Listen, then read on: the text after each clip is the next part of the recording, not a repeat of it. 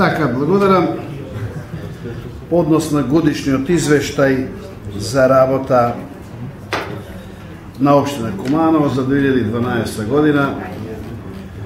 Почитувани советници, сакам да искажам едно чудење во смисла на тоа да пред неколку седмици, не знам, кога зборувавме за оние судски, оние разврски на сите тие наши општински работи, овдека јас во една прилика реков дека општината е должна, има проблеми, така натаму, финансиски, од луѓево кои што работат на финансии ми кажа дека нашата општина не стои добро, скоро се е исплатено и така натаму. Добро, и еве сега во еден од извештаите во врска со извршените работи и така натаму излегува дека 2012 година сме ја завршиле со вкупни обврски кон добавувачи, а тоа се разни фирми кои што работеле различни работи за нашата општина, вкупниот долг изнесува 77.798.000 и така натаму денари. Долгот кон физички лица, сето тоа е посебно, па не знам кон исплатени они или неисплатени од резервите и така натаму, но овие се навистина 77, значи скоро 78 милиона денари. И посебно она што градоначалникот денеска го спомна, дека нашата општина е веќе блокирана од тие средства кои што по сила на закон треба да се исплаќаат на луѓето на кои што експроприираниот имот не им е платен на времето или недоволно платен како беше постапката. И ако сеќавате тогаш на расправа за тие случаеви ги спомнавме двајцата адвокати, млади, фини луѓе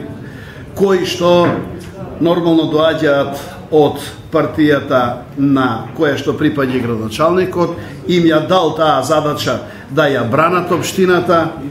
односно нејзините интереси, нормално дека не ја избранија, односно колку ја одбранија, еве сега гледаме дека сме блокирани по таа основа, но интересно е што општината за таа нивна услуга им должи адвокатот Кристина Крстевска 181.000 денари и адвокатот Петровски Драган 189.500, што заеднички изнесува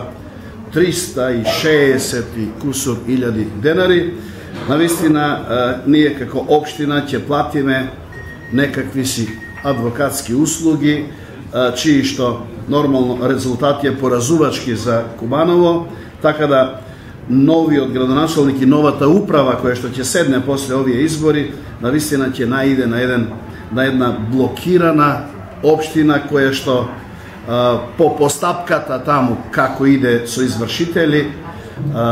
одделен еден дел финансиски за нужно користење, додека во тек на цела година овие долгови ќе бидат исплаќани. Навистина мора да прашам, значи како тоа луѓето кои што се бават со оваа работа го толкуваат долгот од 78 милиона денари кои што се пренесени во оваа година. А колку пак сега во овие